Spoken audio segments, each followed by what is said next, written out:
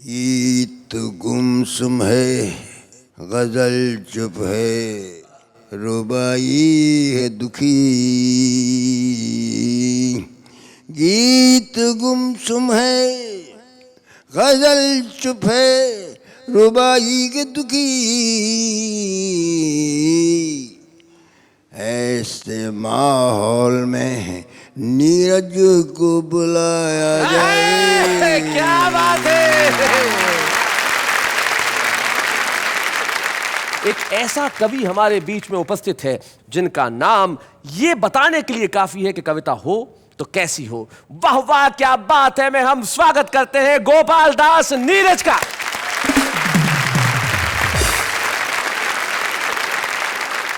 पद्म भूषण श्री गोपाल दास नीरज, उनका यहां उपस्थित होना मतलब हिंदी कविता के लिए, कविता के कार्यक्रम के लिए, वाह वाह क्या बात है के लिए एक गौरव का क्षण होना। तो अनुरोध पद्म भूषण श्री गोपाल दास नीरज से एक स्थान ग्रहण करें हमारे मंच पे और हम बजाएं उनके लिए जोरदार तालियां।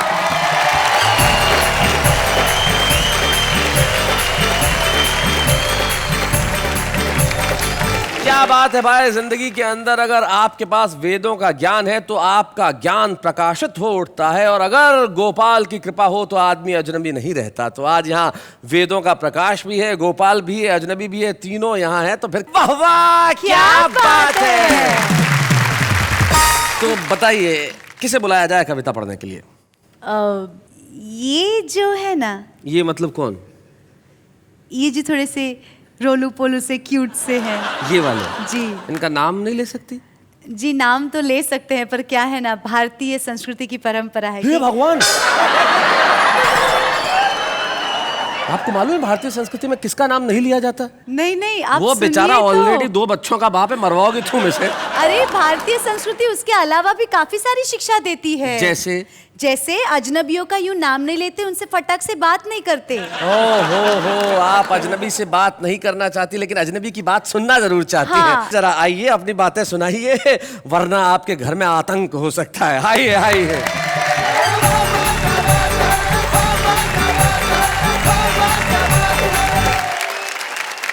हमें हाथ से कहाँ से मिल जाता है जी। आपने ट्रक देखे होंगे, उसके ऊपर तो इतनी सारी बातें लिखी रहती हैं। जैसे ऊपर लिखा रहता है पब्लिक कैरियर, हालांकि वो सामान ढोने के काम में आता है। अच्छा। पीछे लिखा रहता है बुरी नजर वाले तेरा मुंह काला, इसलिए मैं सभी ट्रकों को बड़ी अच्छी नजरों से देखता हूँ। वैसे मुझे पता है ट्रकों को अच्छी नजरों से कोई भी नहीं देखता। मैं तो जब बाजार से निकलता हूँ मुझे लगता है सबके मुंह काले हैं, जरूर किसी ट्रक को बुरी नजरों से देखा हो। पर एक बात मेरी समझ में नहीं आती जी, ये ट्रक वगैरह तो अफ्रीका में भी चलते होंगे।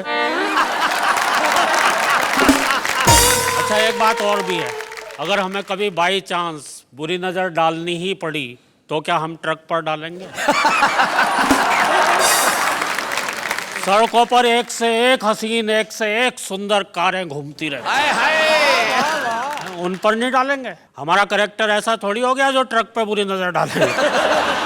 पता नहीं क्या क्या लिखते रहेंगे, ट्रकों के पीछे लिख देंगे देखो मगर प्यार से। ओहो। एक दिन मैं एक ट्रक को पूरे 1.5 घंटे तक देखता, मुझे एक भी चीज ऐसी नजर नहीं आई जिसे प्यार से देखा जा सके। ट्रक वगैरह यहाँ दुर्घटना हो जाती है, करुणा का विषय है, पर कभी कभी हंसी आती है एक्सीडेंट देख के भी। गर्मियों की बात है, मैं शिमला जा रहा था, मैंने देखा एक ट्रक खाई में गिरा हुआ था और ट्रक के पीछे लिखा हुआ था हम सुनहरे कल की ओर बढ़ रहे हैं। मैं कुछ और आगे गया, एक और ट्रक मिला, वो भी खाई में गिरा हुआ था, लेकिन एक पेड़ के सहारे अटका हुआ था, ऊपर लिखा हुआ था एक तेरा सहारा। अच्छा लोग बाग कभी कभी शौक में अपनी गाड़ियों के पीछे फिल्मों के नाम लिखवा लेते हैं जी। एक कार का और एक ट्रक का एक्सीडेंट था, कार के पीछे लिखा हुआ था सावन को आने दो। अच्छा। और ट्रक के पीछे लिखा हुआ था आया सावन झूम के।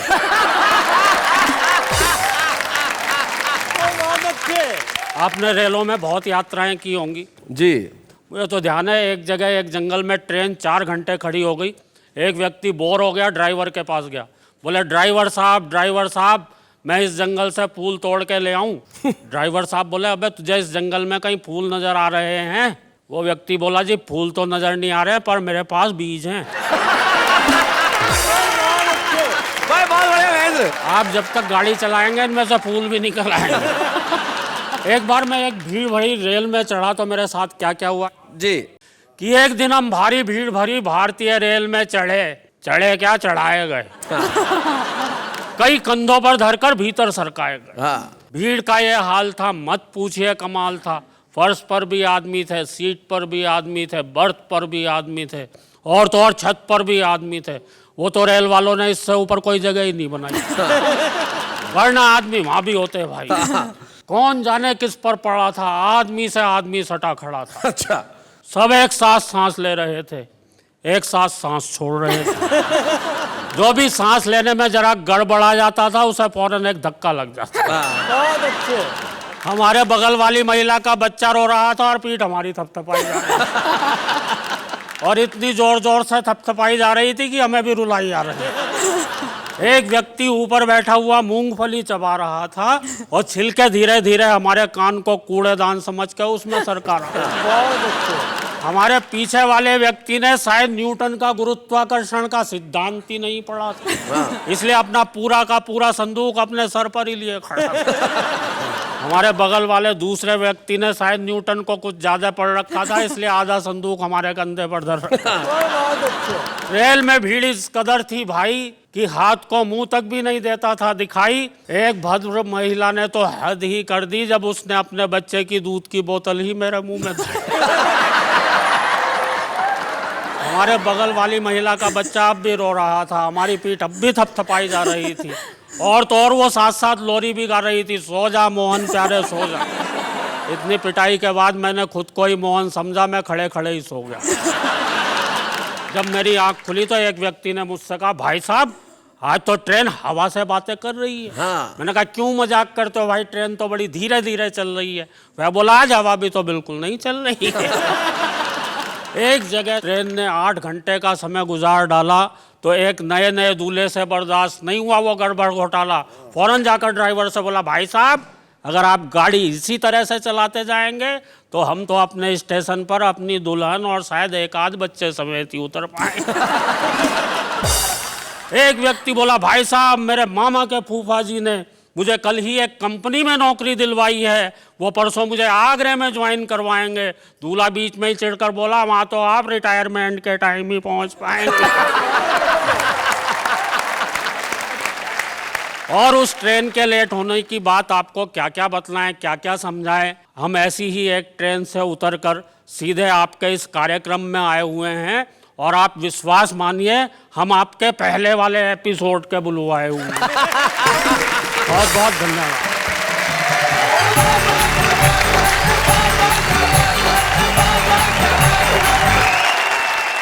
भाई बहुत बढ़िया महेंद्र, जब आपने कमाल कर दिया। लेकिन यही हमारे देश की विशेषता है।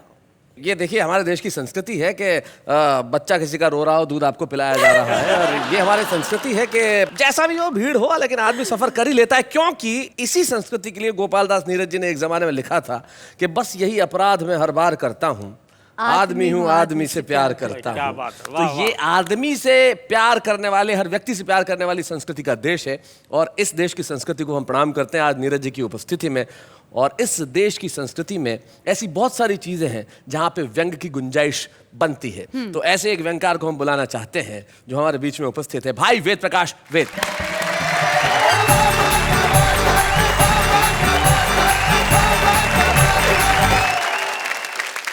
महेंद्र भाई ने बहुत बढ़िया कविताएं आपको सुनाई, ट्रक की यात्रा करवाई जी, बाद में फिर रेल की यात्रा करवाई, ऐसे में जबकि डीजल के दाम बढ़ रहे हैं।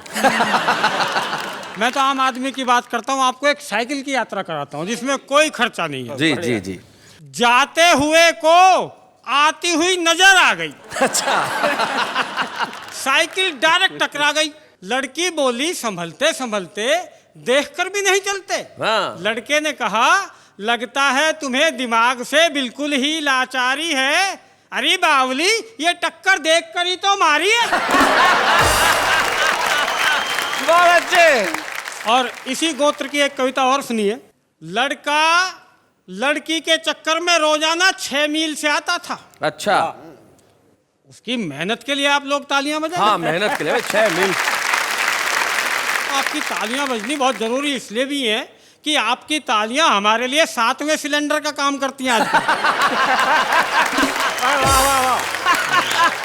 लड़का लड़की के चक्कर में रोजाना 6 मील से आता था, उसे छेड़ता था और एक ही गाना गाता था। अच्छा। तेरे घर के सामने एक घर बनाऊंगा। लड़की को ये बातें बिल्कुल भी नहीं पछती थी, वो ऐसी वैसी बातों से बचती थी। सो मरती क्या ना करती, एक दिन डरती डरती अपने बाप को सारी बातें बता बैठी। बाप की मूछें गुस्से में ऐठी, बर्बाद होना उसकी किस्मत में है लिखा। अब कभी गा दे ये गाना दोबारा तो कहना घर बनाने की छोड़, तू खाली प्लाट लेकर ही दिखा।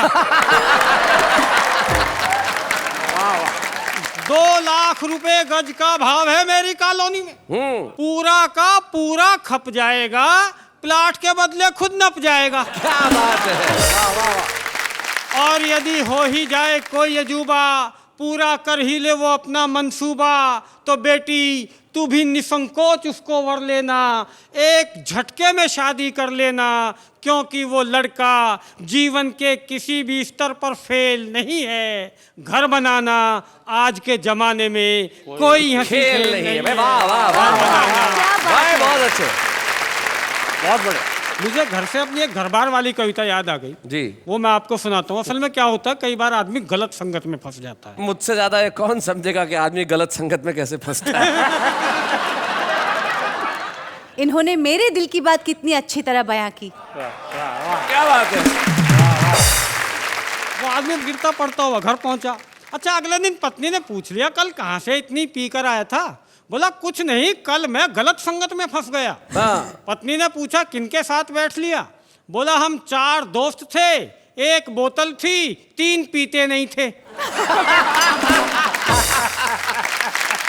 4 जा रहे थे एक मुर्दे को कब्रिस्तान में लेकर।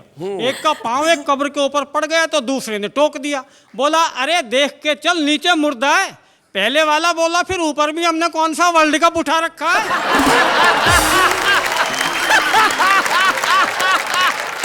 और अंत में मैं एक एक्सट्रीम कविता आपको सुनाता हूँ। एक्सट्रीम? हाँ। एक काला आदमी। अच्छा। देखिए उसका कालापन बताने के लिए शैलेश जी मैंने कितनी काली शाही खर्च की है। जी देखता हूं। नेहा जी देखना आप भी, और जो बात आपको अच्छी लगे इसी तरह आप मस्ती में सुनिए, जिस मस्ती में सुन रही हैं। भाई ये भी कहिए कि साथ में समझिए भी।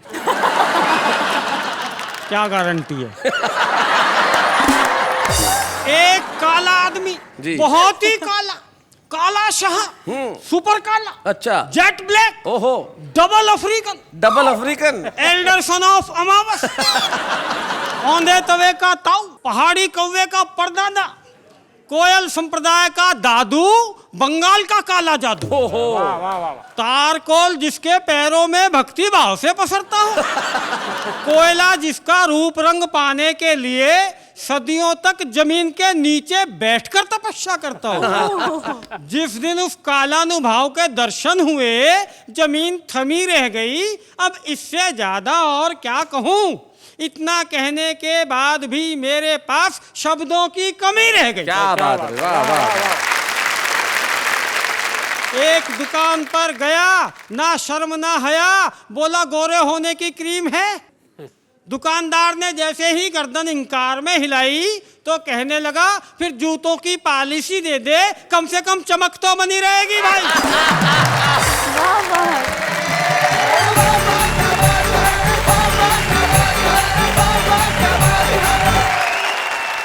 मैं तो कहती हूँ इनको अभी कोई पोएट्री में चैलेंज नहीं कर सकता। नहीं कर सकता, बिल्कुल नहीं कर सकता।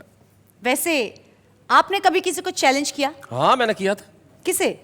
मेरी टीचर को, क्योंकि मेरे टीचर ने मुझे चैलेंज कर लिया था। बोले तुझ में हिम्मत है तो 100 में से 80 नंबर ला के दिखा। मैंने कहा ऐसी बात? मैंने बड़ा चैलेंज दिया।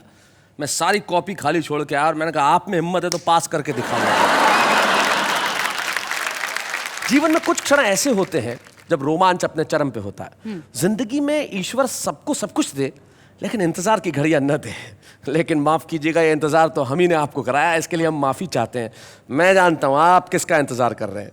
शोखियों में घोला जाए फूलों का शबाब, उसमें फिर मिलाई जाए थोड़ी सी शराब, होगा यूं नशा जो तैयार वो प्यार है, इतना लोकप्रिय गीत जो किशोरदा ने गाया, एस डी बर्मन साहब ने संगीतबद्ध किया, लेकिन यकीन मानिए ये इतिहास का क्षण है, वो बंद सुनना जो किसी भी रिकॉर्ड में नहीं है। और हमें गर्व है कि आज वो गीत के बंद हमारे पास है, जिस प्रोग्राम का नाम है वाह वाह क्या बात है।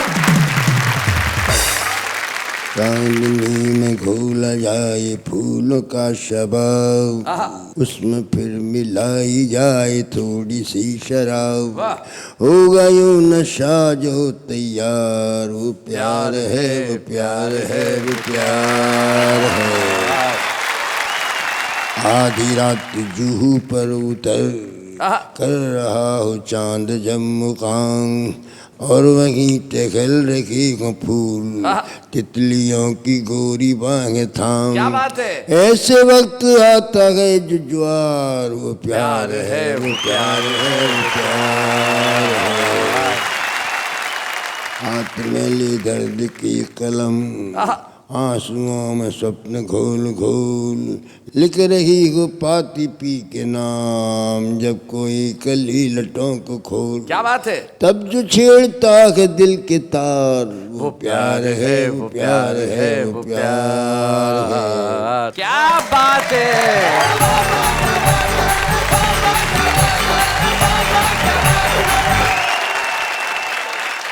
गोपाल दास नीरज के इस देश में नहीं, इस दुनिया में करोड़ों प्रशंसक होंगे, और कुछ ऐसे प्रशंसक हैं नीरज जी जिनके खुद के लाखों प्रशंसक हैं।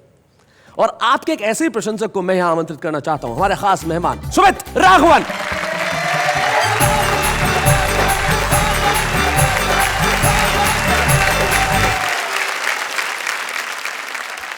ये वाकई में मेरी खुशकिस्मती है कि आज वाह वाह क्या बात है कि इस एपिसोड में मुझे बुलाया गया, जहां पर नीरज जी हैं। तो ये मेरी खुशकिस्मती है। मैं फिर एक बार नीरज जी आपको शत शत प्रणाम करूंगा। सुमित, आप तो खुद भी अच्छा गाते हैं, क्यों ना इन्हीं के गाने से शुरुआत करें कुछ। तो इन्हीं की एक फिल्म का एक मधुर गाना जो किशोरदा ने गाया था, नीरज जी आपकी इजाजत हो तो। ओ मेरी, ओ मेरी, ओ मेरी शर्मिली, ओ मेरी, ओ मेरी, ओ मेरी शर्मिली, ओ मेरी, ओ मेरी, ओ मेरी शर्मिली, आओ ना तरसाओ ना, आओ ना तरसाओ ना, ओ मेरी, ओ मेरी, ओ मेरी शर्मिली।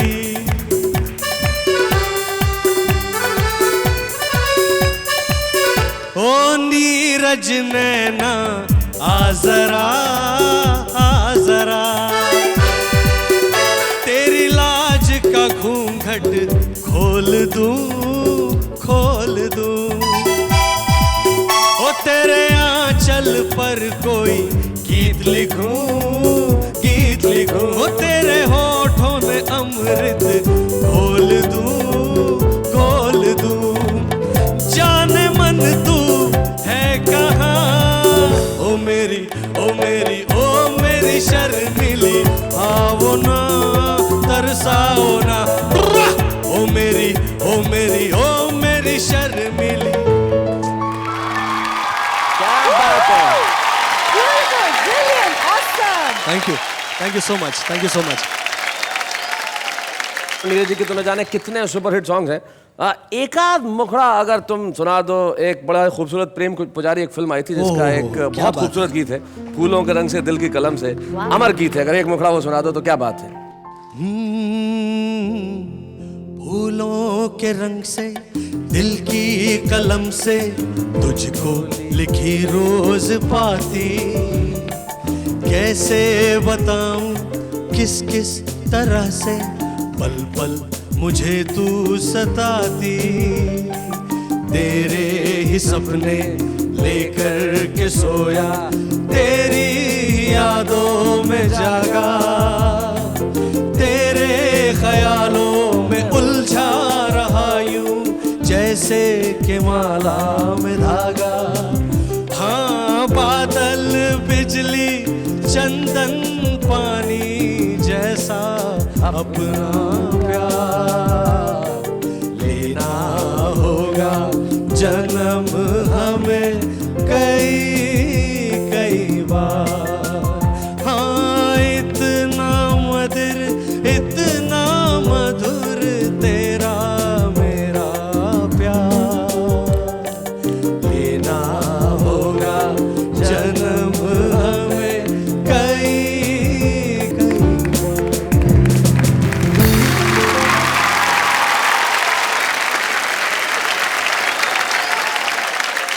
आज सुमित ने आपके खूबसूरत गाने को इतना खूबसूरत ढंग से गाया, क्या कहना चाहते हैं आप सुमित के लिए?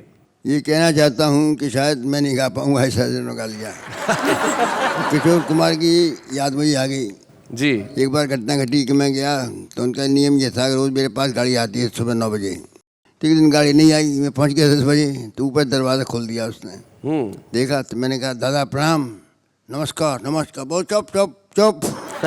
ट्यून आ रहा ट्यून आ रहा ट्यून आ रहा ट्यून आ रहा है ट्यून आ रहा है ट्यून आ रहा है ट्यून आ रहा है। अच्छा, तब ये गीत बना दे इस प्रकार से जी। क्या बात है। और आज विशेष कृपा से सारे संस्थान बज रहे हैं वो गीत। क्या बात है। बहुत बहुत धन्यवाद नीरज जी अपने संस्मरण हमारे साथ शेयर करने के लिए, बहुत बहुत धन्यवाद।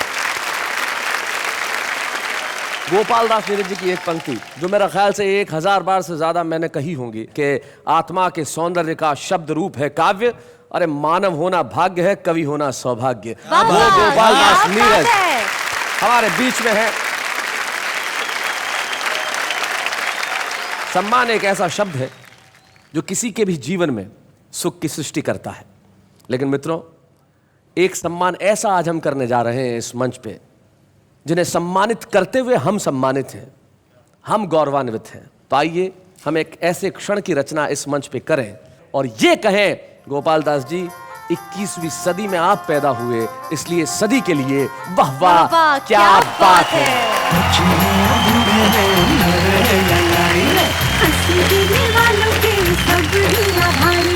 कविता सुनाने वाले अब सबके साथ हैं। बाबा क्या बात है, बाबा क्या बात है। खुशी शायद छोटा लफ्ज होगा जब मैं ये कहूं कि मुझे बड़ी खुशी है कि हम लोगों ने नीरज जी को सम्मानित किया। ये एक ऐसा क्षण है जैसे शब्दों में नहीं बांधा जा सकता।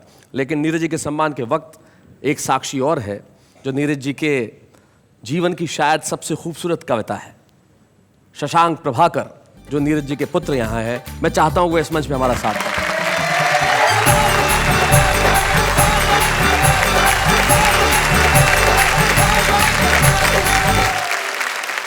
शशांक, बहुत बहुत स्वागत है आपका इस मंच पे। धन्यवाद शैलेश जी। एक पिता के सामने मैं चाहता हूं कि पुत्र 4 पंक्तियां। कि मौत तो मैंने इस मुट्ठी में दबा रखी है। हाँ। कि मौत तो मैंने इस मुट्ठी में दबा रखी है और ये जिंदगी गीतों में सजा रखी है। कोई तलवार मुझे काट नहीं सकती है, मेरे माथे पे मेरे माँ बाप की दुआ रखी है। क्या बात है, वाह वाह वाह वाह वाह वाह। देखिए तो वाह वाह क्या बात है कि मंच पे नीरज सिर्फ यहाँ नहीं है, सारा वातावरण नीरजमय हो गया है। ये मंच बन गया है नीरज धाम। लेकिन हम लेते हैं एक अल्प विराम।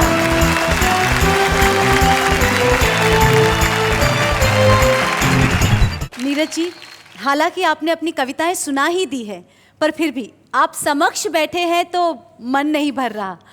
कुछ और सुनाइए please. Please please please please Neeraj ji please. तो मजहब कोई ऐसा भी चलाया जाए जिसमें इंसान को इंसान बनाया जाए। क्या बात है। तो मजहब कोई, नीरज जी कहते हैं कि अब तो मजहब ऐसा कोई चलाया जाए जिसमें इंसान को इंसान बनाया जाए। और नीरज जी, आपने तो वो मजहब चला रखा है, कविता का मजहब। कविता इंसान को इंसान बनाती है और कविता का मजहब आम आदमी को किस तरह एक दूसरे से जोड़ता है, आइए देखते हैं। तुम्हारी अदाओं पे मैं वारी वारी, sir please dial 123 for balance enquiry. बर्फीली रात में चलती है लू, हा हा ही हु। पानी के बिना जीती नहीं फिश, मम्मी जब चिल्लाए पापा की हो जाती है टाई टाई फिश। मैं जब भी पार्टियों में जाता हूँ कविता सुनाता हूँ और छा जाता हूँ। इसी बहाने 10 आदमियों का खाना खा जाता हूँ। तुमने प्यार किया, मैंने प्यार किया, अब तो पीछा छोड़ो, हिसाब जो बराबर हो गया।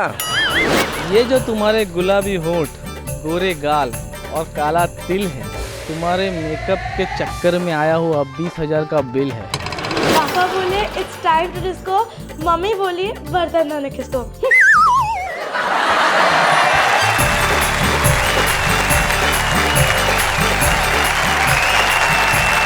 वाह वाह क्या बात है, क्या कमाल के लोग हैं। मैं तो कहती हूँ इनमें से कई लोग यहाँ आके कविता पढ़ सकते हैं। हाँ हाँ बिल्कुल पढ़ सकते हैं, उन्हें पढ़ना चाहिए भी। भाई छुपे रुस्तम तो हर जुगे। और ऐसे ही एक छुपे रुस्तम को आज हम इस वाह वाह क्या बात है के मंच पे बुला रहे हैं, जो मध्य प्रदेश के एक बेहद छोटे से गांव अकोदिया मंडी में रहते हैं, गोविंद राठी।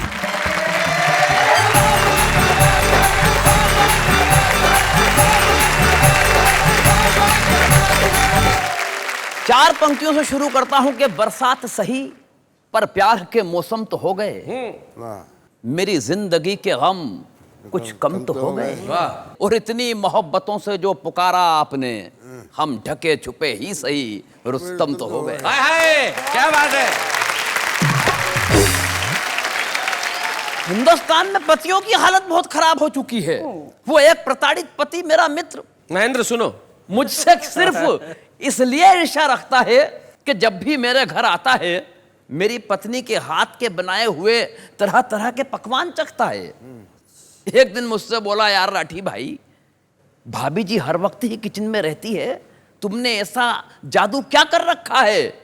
मैंने कहा कुछ खास नहीं, मैंने घर का एकमात्र आईना किचन में ही लगवा रखा। बहुत अच्छे, बहुत बढ़िया, बढ़िया बढ़िया बढ़िया। और ये परेशानियां और बढ़ जाती है जी जब यूं होता है कि सुबह सुबह बच्चे को हमने डांट दिया कसकर, बच्चा रोता हुआ पहुंचा श्रीमती जी के पास लपक कर। श्रीमती जी बोली, सुबह सुबह आपका बच्चों को डांटना मुझे तो अखर रहा है। मैंने कहा, मैं और क्या करता, ये गधे पे बैठने की जिद कर रहा है। गधे पे बैठने की जिद कर रहा है। पत्नी बोली, अभी बच्चा है, बड़ा होके सुधर जाएगा, और 2-4 मिनट कांधे पर बैठा भी लोगे तो तुम्हारा क्या बिगड़ जाएगा। बहुत अच्छे, बहुत बढ़िया। और 2 पंक्तियां कहीं चिंतन की कि तुम्हारा क्या बिगड़ जाएगा, मुझे भी अपनी श्रीमती जी का ये तर्क बहुत जचा है, क्योंकि गृहस्थी का बोझ उठाते उठाते आखिर आदमी और गधे में क्या फर्क बचा है। भाई बहुत अच्छे, भाई वाह वाह वाह वाह, क्या बात है, बहुत बढ़िया, बहुत अच्छे गोविंद। जिस शख्स के हम सामने कविता पाठ कर रहे हैं, आदरणीय नीरज जी, अगर मैं उनके पैरों की रज भी बन सका तो अपने आप को बड़ा सौभाग्यशाली समझूंगा। क्या बात है भाई, वाह वाह वाह। मैं ऐसे मौके पर 8 पंक्तियों का एक व्यंग आपको समर्पित करता हूं। स्वागत स्वागत। कि एक दिन खुल गए शहर के भाग हमारे, एक मंत्री जी शमशान घाट के उद्घाटन के लिए पधारे। अच्छा। उद्घाटन की पहली रस्म पूरी कराई गई। एक जलते हुए मुर्दे को बुझाकर मंत्री जी के हाथ से अग्नि दिलाई गई। बहुत अच्छे भाई, वाह वाह वाह वाह भाई, बहुत बढ़िया गोविंद, बहुत अच्छे। मंत्री जी के हाथ से अग्नि दिलाई गई। इस घटना से कम एक बात का तो पता चलता है कि आदमी का नसीब खराब हो तो वो मरने के बाद भी भुगतता है।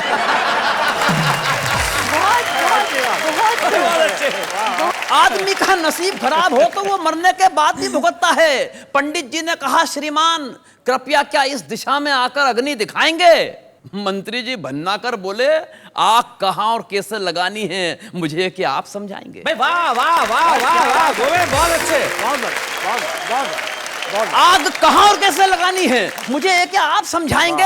अरे हम इस हिंदुस्तान की राजनीति को बरसों से झेल रहे हैं, रोजाना विरोधियों के साथ तरह तरह की आग से खेल रहे हैं। और पंडित जी आप तो बुजुर्ग हैं, आपको तो कम से कम ये बात समझ में आनी चाहिए कि आग दिशा देखकर नहीं, आग तो हवा का रुख देखकर लगानी। भाई बहुत अच्छे भाई, वाह वाह वाह भाई गोविंद, बहुत बढ़िया, बहुत। आग तो हवा का रुख देखकर लगानी चाहिए। अरे इन मुर्दों से निपटने की हमारी समझ को आप बेवजह नजरअंदाज कर रहे हैं।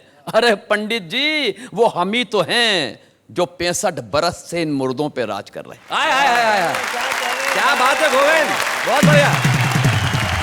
काश मंत्री जी को पेट की आग और चूल्हे की आग के बारे में भी कुछ पता होता तो दोस्तों इस हिंदुस्तान का नक्शा ही कोई दूसरा हुआ होता। क्या बात है भाई, वाह वाह वाह वाह।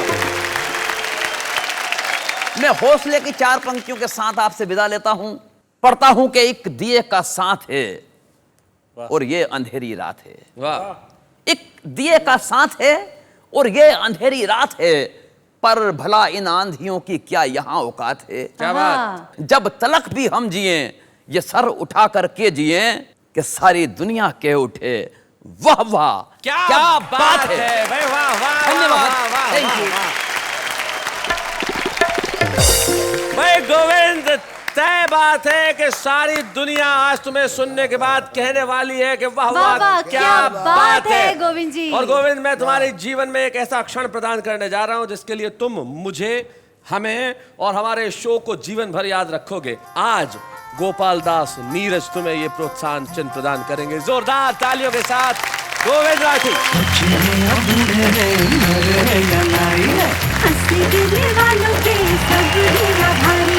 कविता सुनाने वाले अब सबके साथ हैं। बाबा क्या बात है, बाबा क्या बात है। मैं एक बात पूछना चाहती हूँ, कविता आती कहाँ से है? कविताएं तभी आदमी लिख सकता है जब उसके भीतर संस्कार हो, भाषा के, संस्कृति के। प्रणाम है हमारे देश के माताओं पिताओं को जो हमारे भीतर ऐसे संस्कार भरते हैं कि हम इस देश में ऐसी कविताएं सुनते हैं जैसी नीरज जी लिखते हैं। आप बचपन से कविताएं पढ़ते हैं जी। कभी आपकी ऐसी कोई इच्छा जो आपने कभी व्यक्त न की हो, या इच्छा हो कि ऐसा कभी कुछ हो? अभी हम संस्कारों की बात कर रहे थे। मेरी इच्छा सिर्फ इतनी सी है कि मेरे माता पिता और मेरा परिवार जिनसे मुझे संस्कार मिले, कभी हमें वो काम करता हुआ देखें कि हम किस तरह से कविताएं कहते हैं। अच्छा, तो बहुत बहुत आदर और सत्कार के साथ आपका स्वागत है। Please welcome.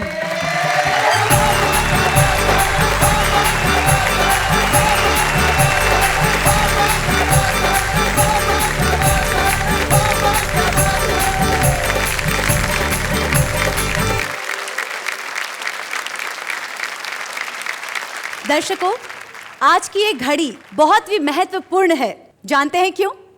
क्योंकि यहाँ जो खड़े हैं, यहाँ जो उपस्थित है, हमारे महानुभाव शैलेश लोढ़ा के पिताजी, माताजी, धर्मपत्नी और उनकी जान, उनकी बच्ची यहाँ पे मौजूद है।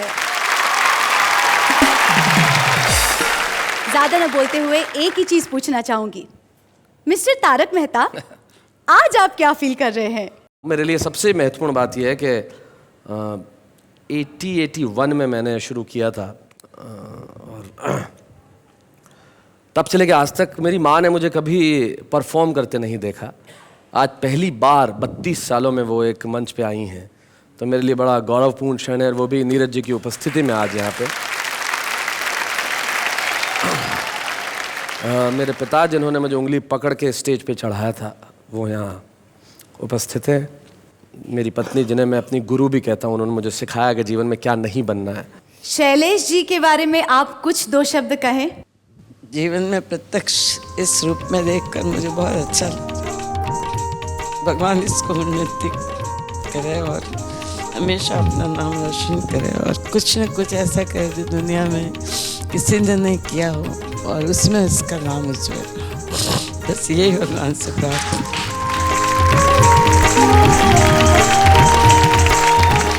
आप कुछ कहिए। मैंने सिर्फ शैलेश के लिए 2 पंक्तियाँ काफ़ी साल पहले लिखी थी। तुम्हारी हर समस्या का कारण भी मैं, तुम्हारी हर समस्या का निवारण भी मैं। शुक्रिया। वाह वाह, क्या बात है। कहते हैं कि माता पिता के सामने पूरे विश्व का अर्थ कम होता है, एक ही चीज सबसे बड़ी होती है, सम्मान। बहुत छोटा है ये, पर फिर भी बहुत अनमोल क्षण है ये। प्लीज आप उनका सम्मान कीजिए।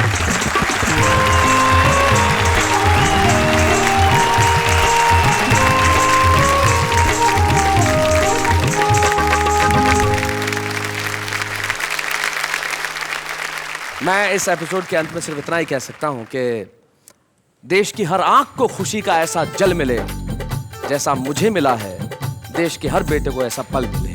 वाह वाह, क्या बात है।